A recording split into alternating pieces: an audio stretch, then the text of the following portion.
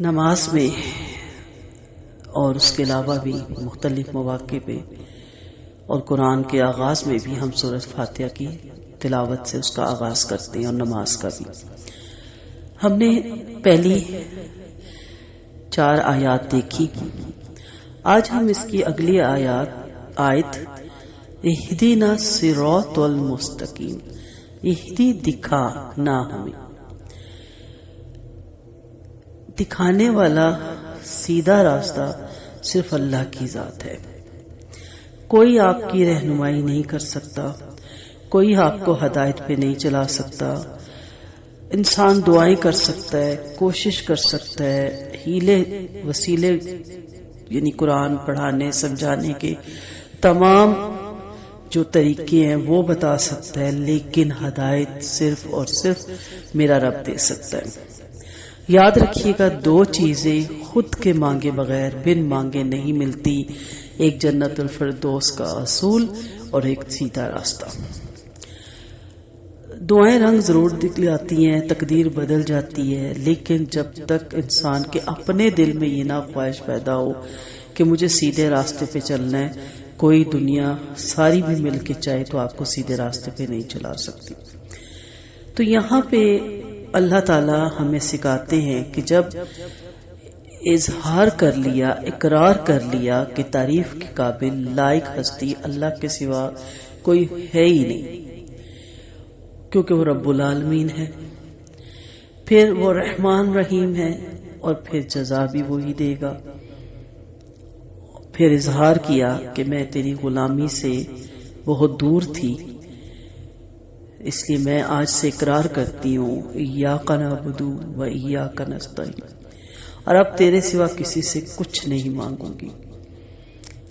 مانگنا کیا ہے یہ بھی اللہ تعالیٰ نے ہمیں سکھا دیا۔ اہدی جو ہوتا ہے نا، ہا دالیا، بامانی لطف اور کرم کے ساتھ کسی کی رہنمائی کرنا، تو اللہ تعالیٰ زبردستی نعوذ باللہ کوڑے مار کے نہیں، بڑے لطف و کرم کے ساتھ رہنمائی کرتا ہے۔ تو سب سے پہلے، سب سے ضروری، سب سے امپورٹنٹ، جس پہ آپ کی دنیا اور آخرت کی بقا ہے، وہ مانگنے والی کیا چیز ہے؟ وہ ہے اہدنا الصراط المستقیم، سیدھا راستہ، بالکل سیدھا۔ ہم ہر نماز میں سیدھی صف میں سیدھے کھڑے ہو کر بارگاہ الہی میں صراط مستقیم پر چلنے کی دعائیں کرتے ہیں، اور سلام پھیرنے کے بعد ہم ساری ٹیڑھی میڑھی راستوں پہ چلے جاتے ہیں۔ ہر وہ راستہ جو جنت سے دور ہے، جہنم سے ہمیں قریب کرتا ہے، اس راستے پہ ہم چل پڑتے ہیں۔ ہر وہ راستہ جو اللہ کی ناراضگی کا سبب بنتا ہے اور نبی کریم صلی اللہ علیہ وسلم کی اطاعت سے ہمیں باہر نکالتا ہے، ہم ہر اس راستے پہ چل پڑتے ہیں۔ کبھی آج نوٹ کیجئے گا، اللہ کرے میرا یہ لیکچر آپ کی زندگی بدل دے۔ دیکھیے گا کہ یہ جو اس راستے پہ ہم نے قدم رکھا ہے، کیا یہ راستہ جنت الفردوس کو جاتا ہے؟ کیا یہ راستہ اللہ کی رضا کا سبب بنے گا؟ کیا اس راستے کے آخر میں اللہ کا دیدار نصیب ہوگا؟ ضرور آج اپنے آپ سے سوال کیجیے گا۔ اب آپ کو کیسے پتا چلے گا کہ آپ سیدھے راستے پہ ہیں کہ نہیں؟ تو علماء نے صراط مستقیم کی 5 خصوصیات بتائیں۔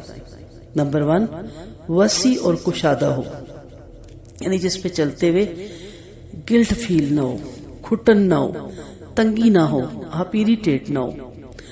مستقیم، سیدھا، جس کا کہنے کے ایڈریس آپ کو معلوم ہوتا ہے، تو آپ ناک کی سیدھ پہ چل پڑتے اور وہاں پہنچ جاتے، آپ کو کسی سے پوچھنا نہیں پڑتا دائیں بائیں۔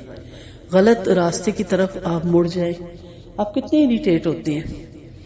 پھر کسی سے پوچھتے ہیں جی یہ ایڈریس، وہ کہتے ہیں نہیں آپ پیچھے جائیں، فلاں چوک سے ادھر ٹرن لیں، کتنی ذہنی کوفت ہوتی ہے۔ لیکن جو مستقیم سیدھا راستہ ہوتا ہے نا، اس میں آپ کو کسی سے پوچھنے کی ضرورت نہیں ہوتی، آپ کہتے ہیں مجھے جگہ معلوم ہے، میں 10 منٹ میں پہنچ جاؤں گا۔ پھر اس کی تیسری خصوصیت بتائی، سب سے زیادہ نزدیک و قریب ہو، بہت دور بھی نہ ہو نا۔ پھر منزل مقصود پر پہنچانے والا ہو۔ ہماری منزل مقصود کیا ہے؟ ہماری مطلوب کیا ہے؟ جنت الفردوس۔ تو دیکھنا یہ ہے نا کہ وہ راستہ ہے کیا۔ منزل مقصود کے لیے اس واحد راستے کے سوا کوئی دوسرا راستہ نہ ہو۔ اب بعض گھر ہوتے ہیں نا، ان کو 3-4 راستے لگتے ہیں. انسان کہتا ہے کہ اس سے جاؤں، ادھر سے جاؤں یا ادھر سے جاؤں. وہ تو دنیا ہے نا، لیکن جنت میں جانے والا ایک ہی راستہ ہے. 5-6 نہیں ہے، 3-4 نہیں ہے، سیدھا جو قرآن و سنت کے مطابق زندگی گزارتا ہے. مستقیم کے معنی توسط اور اعتدال کے بھی ہیں، جو افراط و تفرید کے درمیان ہو. بہت زیادہ غلو بھی نہیں کرنا، بہت زیادہ افراد بھی نہیں کرنی، تفرید بھی نہیں کرنی. یہاں اس آیت میں صراط مستقیم سے مراد دین حق ہے، دین اسلام ہے، جس میں یہ 5 خصوصیات پائی جاتی ہیں جو ہم نے صراط مستقیم کے معنی میں پڑھی، علماء نے جس کی بارے میں لکھا. میں پھر یہاں رک کے کہوں گی کہ کیا ہم جو 5 وقت 45 یا 50 یا 55 مرتبہ اپنے رب سے سیدھا راستہ مانگتے ہیں، کیا ہمیں معلوم ہے کہ وہ راستے پہ ہم کھڑے بھی ہیں کہ نہیں؟ اس راستے پہ ہم نے قدم بھی رکھا ہے کہ نہیں؟ یہ دین حق کا راستہ، یہ دین اسلام کا راستہ. جبکہ جائے نماز سے قدم ہٹتے ہی ہمارے کون سے راستے ہوتے ہیں؟ یہ جو کھولتے ہی ہم پھر فوش قسم کے گانے سننا ہی غلط ہے. فوش کیا اور اچھے کیا اور برے کیا، اور پھر یہ نیٹ اور پھر یہ اس قسم کی چیزیں، یہ سب کیا ہے؟ اس کی ڈیٹیل میں نہیں جاؤں گی، لیکن یہاں سے ہم دیکھیں گے کہ صراط المستقیم میں کیا خصوصیت پائی جاتی ہے. نمبر 1، اسلام ہی ایسا وسیع اور کشادہ رائے حق ہے کہ جس پر اگر پوری نسل انسانی چلے تو بھی ذرا سی تنگی پیدا نہیں ہوتی. پھر دین اسلام افراط و تفرید کے بیچ میں اعتدال کا نام ہے، جس میں نہ ضرورت سے زائد سختی ہے اور نہ ضرورت سے زائد نرمی ہے. پھر اسلام کی سیدھی راہ منزل مقصود کے لیے سب سے زیادہ مختصر اور چھوٹی راہ ہے، بس ایک اللہ اور رسول کو ماننا ہے. بس کبھی دائیں کبھی بائیں، کبھی اس کا کبھی اس کا، کبھی یہ فرقہ کبھی وہ جماعت، کسی میں نہیں آپ کو پڑھنا. قرآن آپ کے ہاتھ میں ہے، ایک ایک بات اس نے بتا دی. نبی کریم صلی اللہ علیہ وسلم کی سیرت اور احادیث آپ کے پاس موجود ہے. اسلام کا راستہ منزل مقصود پر پہنچانے والا ہے، اور جیسا کہ میں نے کہا کہ انسان کا مقصد زندگی رضائے الہی ہے، اور دین اسلام اس مقصد کا واحد راستہ ہے. پھر 5واں منزل مقصود کے لیے اسلام کے سوا اور کوئی راستہ نہیں ہے. اس لیے جب آپ نماز میں یہ مانگتے ہیں تو دھیان بھی تو رکھیں کہ آپ قرآن کس حد تک سیکھ چکے ہیں، سیکھ رہے ہیں یا سیکھنا چاہتے ہیں، اور کس قدر اس پہ عمل کر چکے ہیں، کر رہے ہیں یا کرنا چاہتے ہیں. کس قدر آپ نے قرآن و سنت کو اپنی زندگیوں میں لاگو کر رکھا ہے یا کر رہے ہیں یا کرنا چاہتے ہیں، یہ پتہ ہی نہیں سرے سے. ہمارے لباس یہود و نصارہ جیسے، ہمارے گھر کے ماحول سارے کفرانہ، ہماری رسم و رواج سارے ہندوانہ، بدعات میں ہم گھرے ہوئے، خرافات میں، توہمات میں، وہمات میں ہم پھنسے ہوئے. کبھی کالی بلی سے ڈرتے ہیں تو کبھی کوے کے بولنے سے مہمان آتا ہے تو کبھی دودھ گرا ہوا اچھا نہیں. تو یہ سب کیا ہے؟ یہ دل منوس، یہ گھڑی منوس، یہ کس نے کہا ہے؟ تو یہ کیسے ہم نمازی لوگ ہیں، کیسی ہماری نمازیں ہیں؟ تو خلاصہ کیا بنتا ہے اس کا کہ دین میں صراط مستقیم کا پہچاننا ہی سب سے بڑا علم اور سب سے بڑی کامیابی ہے. اور اس کی پہچان، کیونکہ میں نے دیکھا نا کہ ہمیں اس کی پہچان ہی نہیں ہے، تو اس کی پہچان میں غلطی ہونے سے اقوام تباہ ہوتی ہیں، ورنہ خدا طلبی اور اس کے لیے مجاہدات کی تو کفار میں بھی کمی نہیں ہے. اللہ کو تو سارے ہی مانتے ہیں، لیکن صراط مستقیم جو اس تک پہنچاتا ہے اس میں غلطی کرتے ہیں. آپ کو اور مجھے پتا ہونا چاہیے کہ ہم کس راستے پہ قدم رکھے ہوئے ہیں، ہم اپنے بچوں کو کون سی ایجوکیشن دے رہے ہیں، ہم ان کی تربیت کس نج پہ کر رہے ہیں، ہمارے گھروں کے رسم و رواج، ہمارے ماحول کس طرح کے چل رہے ہیں. یہ سب کچھ جو ہم نے اپنے گھروں میں آج اپنایا ہوا ہے، کبھی ویلنٹائن ڈے آ جاتا ہے، کبھی ہیپی نیو ایئرز آ جاتا ہے، کبھی مدر ڈے، کبھی فادر ڈے، کبھی فرینڈ ڈے، کبھی وومن ڈے، یہ سب کہاں سے آ گئی ہے ڈے؟ اور پھر برتھ ڈے، یہ تو ہماری رگ رگ میں پھنسا ہوا ہے. پھر اینیورسریاں آ جاتی ہیں. یہ سب کیا ہے؟ اس کا کوئی دور دور تک صراط مستقیم پر نام و نشان بھی نہیں نظر آتا. یہ تباہی کا سبب ہے. یہی وجہ ہے کہ آج حلال کمانے والے کے گھر میں بھی بے برکتی ہے، کیونکہ حلال کمائی سے وہ حرام چیزیں خرید کر اپنے گھر میں جمع کرتا ہے، حلال کمائی سے حرام طریقے پر خرچ کرتا ہے. یہ جو آج کی شادی بیاہ ہے ٹوٹلی اسلام سے ان کا دور دور دور تک تعلق نہیں ہے. اس لیے نماز تو انشاءاللہ آپ پڑھتے ہیں اور پڑھیں گے بھی، لیکن آپ کو پتا ہونا چاہیے کہ آپ کیوں پڑھتے ہیں اور اس میں کیا پڑھ رہے ہیں. اور جو پڑھ رہے ہیں اپنے رب سے روز جو ایمان کی تجدید کرتے ہیں، روزانہ ایک عہد نامہ کرتے ہیں، اس میں پورا بھی اترتے ہیں کہ نہیں. صراط مستقیم پر چلنے کے لیے شرائط کیا ہے؟ نمبر 1، اپنے کاموں کو سیدھا رکھیے، زندگی کو سیدھا رکھیے. ٹھیک ہے، سمپل سیدھے کام، کوئی اس میں ہیر پھیر ٹیڑھا پن نہ ہو. سوچ کا سیدھا ہونا اور نیت کا سیدھا ہونا بھی لازمی حصہ ہے. ہمیشہ اچھا سوچیے، سیدھا سوچیے. پھر سیدھے راستے پہ چلنے کے لیے نظروں کا منزل پر جمے رہنا لازم ہے. اچھا، منزل تو ہماری سب کی نظریں وہاں جمی ہوئی ہیں، لیکن راستے کون سے ہم اختیار کریں اس پہ نہیں ہم چلتے. سیدھے راستے کا تعین نقطہ آغاز کے موقع پر ہی ضروری ہے. جس دن آپ نے واقعی جنت الفردوس کو اپنا منزل مقصود بنایا نا، آپ کا نقطہ آغاز ہی چینج ہو جائے گا. آپ کو ہٹنا پڑے گا اس راہ سے اور آنا پڑے گا اسلام کی راہ پہ. اگر آغاز میں غلطی ہو جائے تو بعد میں واپسی بڑی مشکل ہو جاتی ہے، سفر بڑا مشکل ہو جاتا ہے، بڑا کٹن ہو جاتا ہے. اس لیے اس راستے سے باہر آئیے، اس صراط مستقیم پہ قدم رکھیے. پھر دیکھیے آپ کی نمازیں آپ کو کس قدر سکون دیں گی. نبی کریم صلی اللہ علیہ وسلم کے فرمان کے مطابق صراط مستقیم کتاب اللہ ہے. یہ اللہ کی کتاب جس کو ہم نے سیکھنا ہے، سکھانا ہے، پڑھنا ہے، پڑھانا ہے، اس پہ عمل کرنا ہے اور کروانا ہے. امر بالمعروف اور نہی عن المنکر کو ہاتھ سے نہیں جانے دینا. صراط مستقیم اللہ کی طرف سے مقررہ کردہ سیدھی راہ ہے جو بندے کو اللہ تک پہنچانے والی ہے. اور اس کا نقشہ کہہ لیں، اس کا ایڈریس کہہ لیں، ہمارے ہاتھ میں ہے قرآن کی صورت میں، جس کو ہم نے چوم کے چاٹ کے غلاف میں لپیٹ کے عطر لگا کے دور اونچا موچانوں پہ الماریوں میں رکھا ہوتا ہے، کسی کی پہنچ سے بھی دور.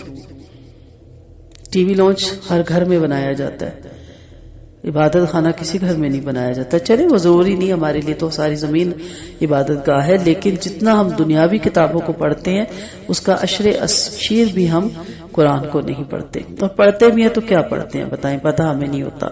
برکت کے لیے 2 رکوع کھولے اور بند کر دیے، 1 سپارہ پڑھا اور بند کر لیا. اس کے مطابق اس راستے پہ چلنے کا ہمیں معلوم ہی نہیں.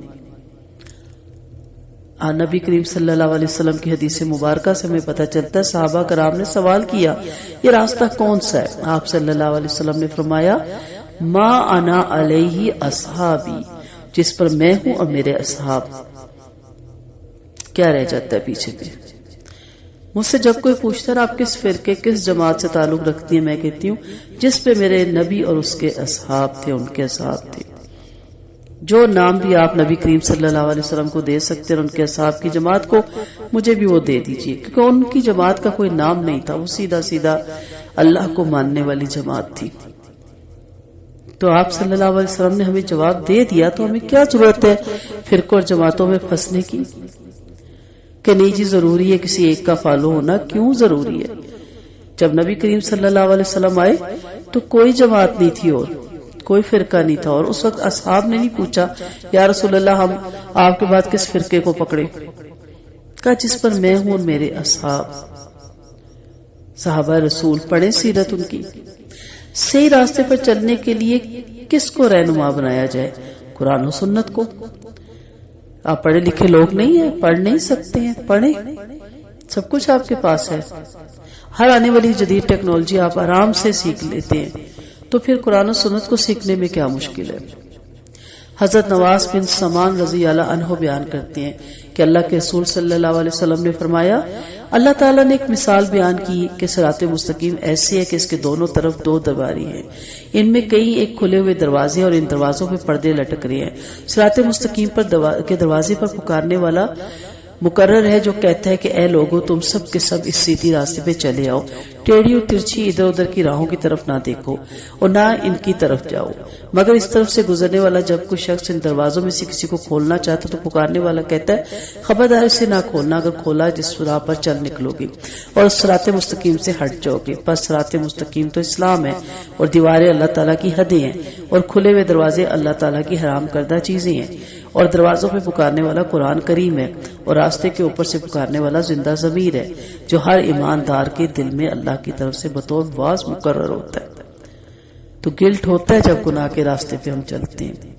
معرفت حق اور پھر اس پر استقامت دراصل اللہ تعالیٰ کی رحمت، مشیت اور رہنمائی کا ثمرہ ہوتی ہے۔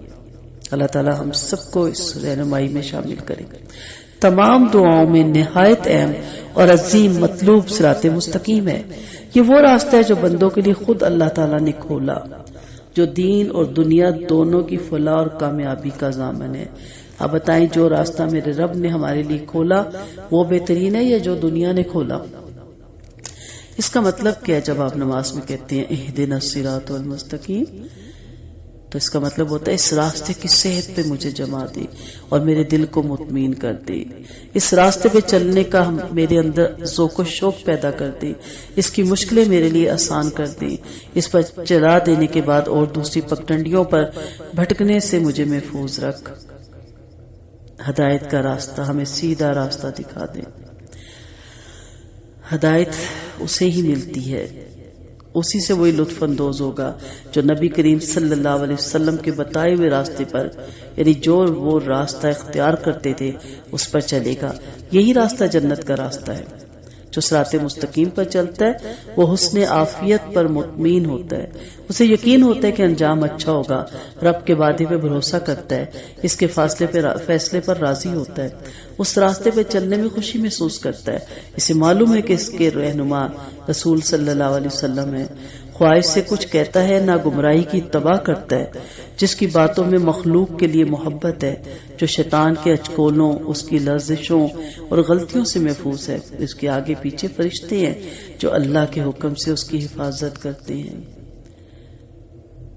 تو یہ بندہ اس راستے پر چلنے میں سعادت پاتا ہے، اس کے سامنے ایک اسوہ ہے، اسے معلوم ہے کہ اس کا ایک رب ہے، اس کے ہاتھوں میں ایک کتاب ہے، اس کے سینے میں ایک نور ہے، اس کے دل میں ایک واز ہے، وہ نعمتوں کی طرف جا رہا ہے، اطاعت کا کام کر رہا ہے، خیر کے لیے کوشاں ہے۔ یہ اللہ کی ہدایت ہے، جسے چاہتا ہے ہدایت کا راستہ دکھاتا ہے۔ اللہ ہم سب کو یہ راستہ دکھا۔ راستے دو ہوتے، ایک مانوی اور ایک حصی۔ مانوی راستہ ہدایت اور ایمان کا ہے، حصی جہنم کی پیٹھ پر ہے۔ جب بندہ صراط مستقیم پا جاتا ہے تو اس کے تمام تفکرات، رنج اور غم سب زائل ہو جاتے ہیں۔ قرآن مجید میں اللہ تعالیٰ فرماتے ہیں قال ھذا صراط علی مستقیم، فرمایا یہ راستہ ہے جو چلتے چلتے سیدھا مجھ پر آ کر ختم ہوتا ہے۔